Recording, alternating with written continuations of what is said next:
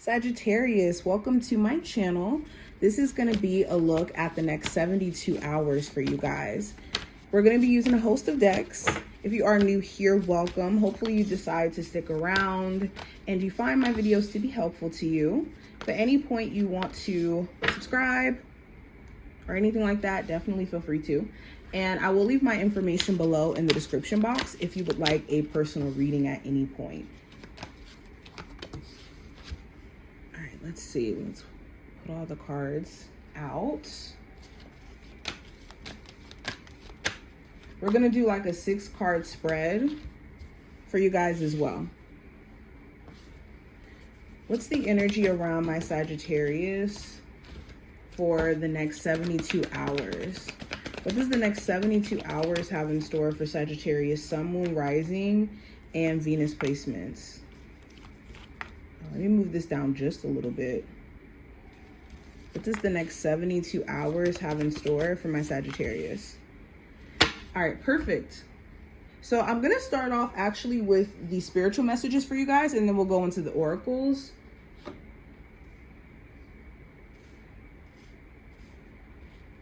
Move this over just a little bit. All right, so first card we have, focus on the present as it's here that change occurs. All you can really do, Spirit is saying, is control what present opportunities, present actions you're taking, because the present is essentially the future and the past. Every second that goes by, we are simultaneously experiencing both the past and the present. The moment that just passed is the past, and the moment that, you know, time is going forward, we're experiencing the future. So right now is the gift that you have where you can influence both, to be honest, where you can make your past a testimony or an excuse. I love to use that saying because truly you can either do both. You can decide to say, you know what, my past is an excuse for me to, you know, be unhappy now, for me to choose to block future opportunities because I'm afraid. Or it can be a testimony of, you know, I experienced hurt in my past and I turned that into a moment of transition and change and blossoming and growing. We also have, it says there's always another opportunity to be had. So know that you have never ran out of an opportunity. For one, destiny and fate has a funny way of working. What's meant for you will always find its way to you. So, I mean, you literally can't run from it. So it's one of those situations where you can't like lose out on opportunity that's meant for you. You can only lose out on opportunities that were meant to just be temporary or were never meant to be around in the first place. Now, let's go a little bit deeper. So let's go into the oracles. We have control. We have trust your angels. Let go of your expectations of how your dreams will come true. Trust that heaven has a perfect plan.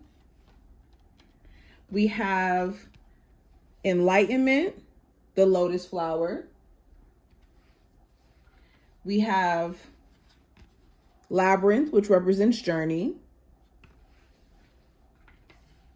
We have feather, which represents messages. Disruption, which represents lightning. We have the throat chakra. And we also have embrace this magical moment. You are in the perfect energetic space for manifesting miracles. Allow your wishes to be fulfilled. Alrighty. So going into this, so there's another confirmation card about being in the right place at the right time or needing to embrace being present and taking advantage of being present.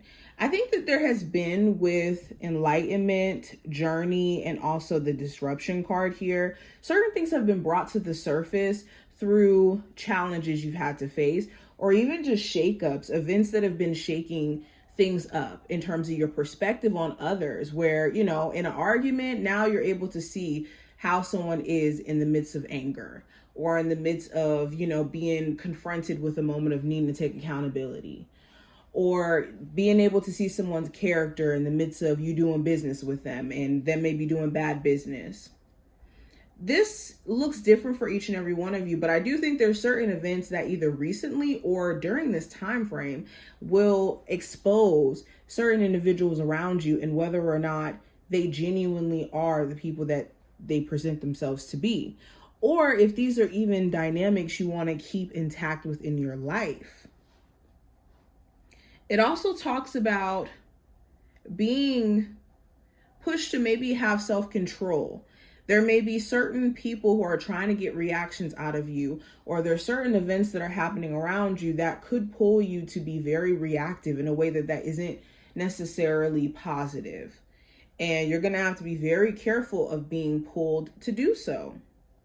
With the control card, this card also talks about focusing on what's in your control. You can't really control how someone else is feeling, thinking, and moving and all of that. But you can control those aspects about you.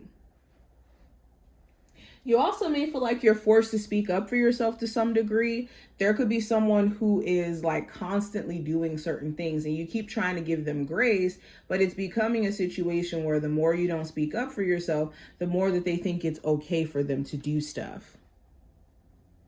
Or there could be things that you really want to communicate, like not necessarily negative things, just positive things where you're interested in someone and you could feel, the urge to finally say something or really wanting to say something. It also talks about important messages coming through. Check your emails, check your text messages, your physical mail, all lines of communication. There could be some sort of important information that's coming through.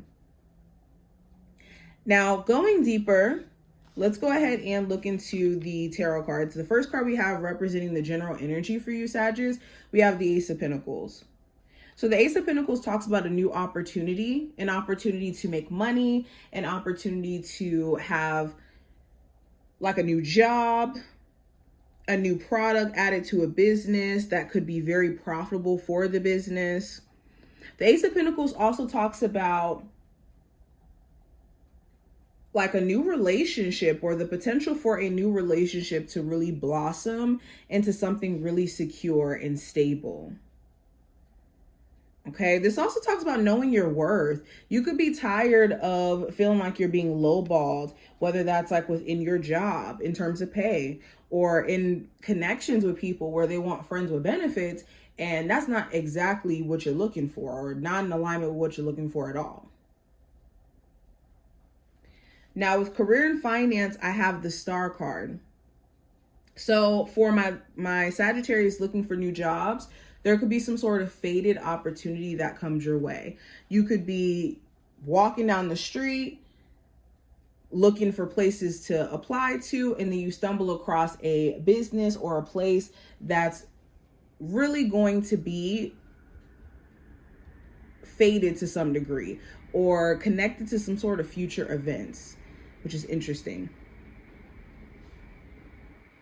The Star card also talks about trying to remain optimistic. Like if there has been a slower season at your job or things have been slower when it comes to hearing back from places, trying to be optimistic has really been a big thing for you.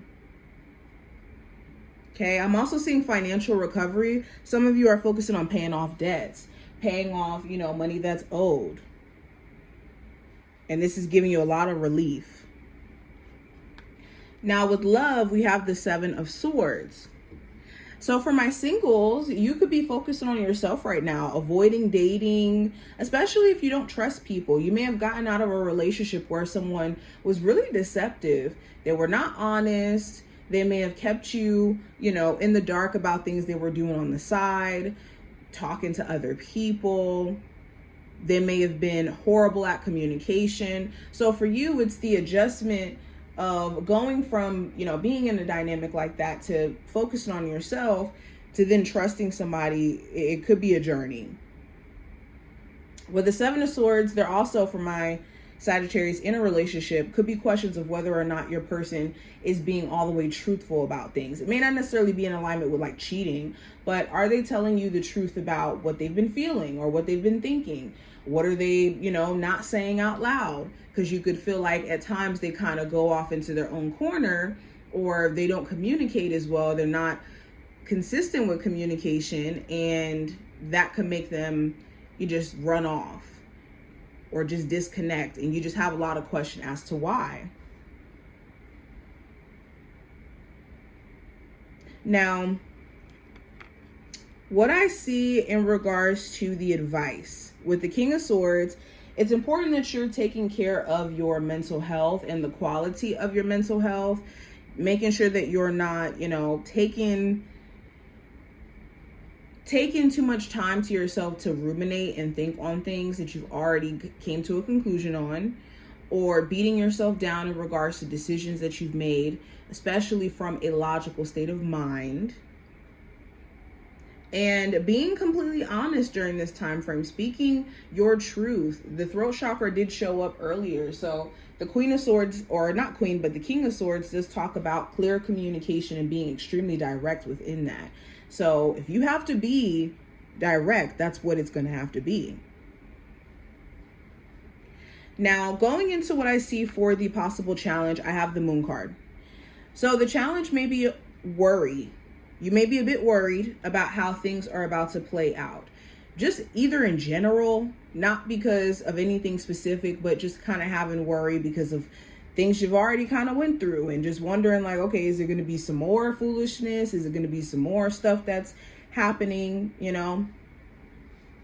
The Moon card also talks about